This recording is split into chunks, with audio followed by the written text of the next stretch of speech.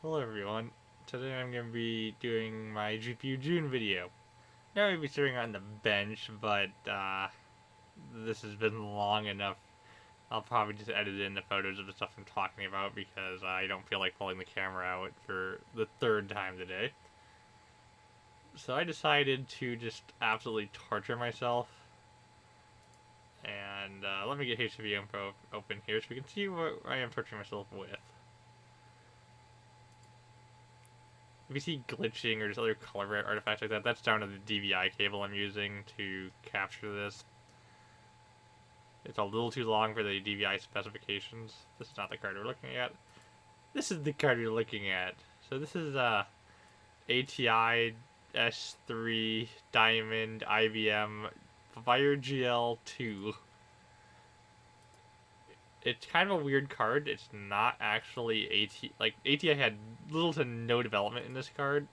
It's really developed by Diamond 3D, which you might know them for their video cards and other stuff in that nature. And they started the original Fire GL, which is a rebadge of another card. I don't remember the history of it. Then for the second generation, they decided to have IBM help them out, and they made these RC1000 cores. And stuff gets weird. These cards are made to do OpenGL, as the Fire GL name gives it away.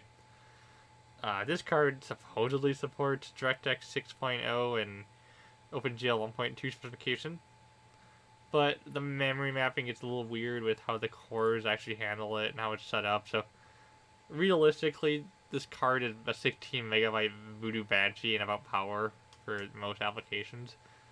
I have not been able to get 3D Mark to run at all. Let's see here, programs. 99 Max just outright just says DX6 is not installed, which is not correct. I have installed DX6, 7, and 8. Let's see here. 2000 doesn't even know what the CPU is, which is weird because it's just a standard Athlon. Hit new custom benchmark. It says the card just can't run. It's in 32-bit color. It has 64 megs of video buffer. It supports that resolution. We're running actually a higher one right now. Like here, I'll just do what they suggest doing and drop it down to that resolution natively. Oh, it's already in here. Close it out of this.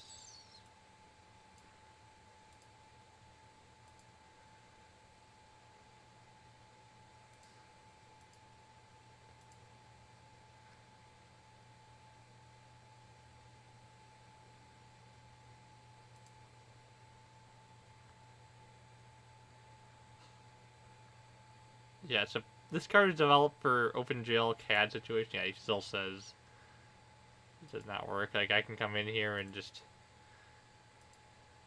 that 32-bit trip. It doesn't matter what I put in here, it just doesn't work. Even this card on paper right here, okay, you can see the video memory just all over the place. It says it has 5 megs of video memory, 4 megs use 0 available. That's not right. It just stuff doesn't read this card correctly.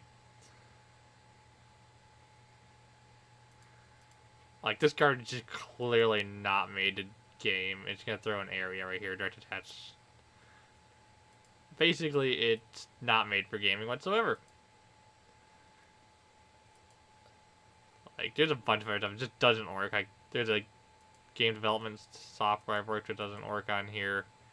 It's made, like, if you want to see the list of software this can actually run, ATI is very useful and actually tells you what it can run if you hit advanced and profiles. Right here. Basically everything in this it will run. If it's outside of that, well, good luck. No.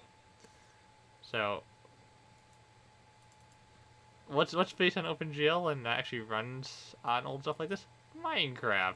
At least up to version 1.7.3 beta. And so that's what I want to check out today. We're actually going to sit in the title screen until this is done. Basically, it's trying to receive sounds off of a Mojang server that no longer exists. So we'll sit here. I'll see if I can. So basically, this card's weird. So The vertex processing and actual raster processing are two different dies.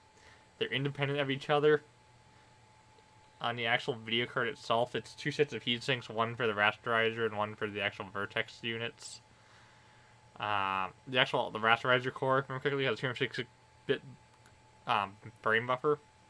That's supposed to be 64 megs of memory, but that doesn't work right. It's supposed to be DDR memory. It's kind of an interesting card if you can see one. I'll see if I can find my photo of the actual card with no heatsink on, because I have 6 of these. I bought them in a lot because it costed the same as 2. 3 of them are dead, so I took the heatsink off of a dead one, and that's how I got my photo. 3 worked. I gave 1 to a friend, so I have 2 remaining. In my opinion, please don't buy these. They absolutely suck, unless you want to play Minecraft on systems that shouldn't run Minecraft. Let's see here. This is a world I pre-generated, because CPU isn't quite fast enough for this version of Minecraft, but this is all the lowest settings. We're getting a nice 23 frames a second for not loading chunks. It's becoming nighttime, and that's going to end well.